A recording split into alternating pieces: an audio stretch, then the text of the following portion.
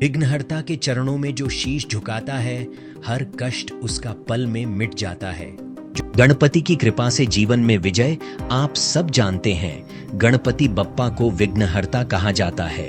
उनकी कृपा से जीवन की हर कठिनाई पार हो सकती है। आज मैं आपको एक कहानी सुनाता हूं जो हमें यह सिखाती है कि भक्ति, विश्वास और कर्म से कैसे चमत्कार होते हैं। एक छोटे से गांव में अरुण नाम का एक लड़का रहता था। वह बहुत मेहनती और ईमानदार था। उसका सपना था कि वह बड़ा व्यापारी बने, लेकिन उसकी गरीबी और हर कदम पर आने वाली बाधाएं उसे बार बार रोक देती थीं। अरुण हर सुबह गांव के गणपति मंदिर में जाता था। वह बप्पा के चरणों में बैठकर अपनी परेशानियां साझा करता। उसका मन हमेशा यही सोचता कि इतनी मेहनत करने के बाद भी उसे सफलता क्यों नहीं मिल रही। एक दिन वह मंदिर में बैठा रो रहा था। उसने बप्पा से कहा, मेरी मेहनत क्यों रंग नहीं ला रही? मुझे क्यों हर जगह असफलता मिलती है?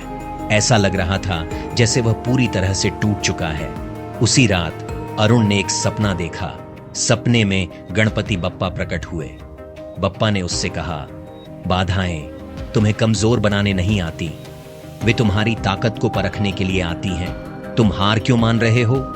भक्ति का अर्थ केवल प्रार्थना नहीं है, बल्कि कर्म और आत्मविश्वास भी है। उठो, अपनी मेहनत करो और विश्वास रखो कि मैं हमेशा तुम्हारे साथ हूं। सपना इतना जीवंत था कि अरुण सुबह उठते ही प्रेरित महसूस करने लगा। उसने तय किया कि वह हार नहीं मानेगा। उसने एक छोटा सा व्यापार शुरू किया। शुरुआत में मुश्किलें आईं, लेकिन उसने बप्पा के बताए हुए शब्दों को याद रखा। वह हर दिन प्रार्थना करता और मेहनत करता। धीरे धीरे उसकी मेहनत रंग लाने लगी। गांव के लोग उसकी ईमानदारी और लगन से प्रभावित हुए। वह न केवल अपने व्यापार में सफल हुआ, बल्कि अपने गांव के लोगों को भी रोजगार देने लगा। आज अरुण एक सफल व्यापारी है, लेकिन वह कभी यह नहीं भूलता कि उसकी सफलता का आधार उसकी मेहनत और गणपति बप्पा का आशीर्वाद है।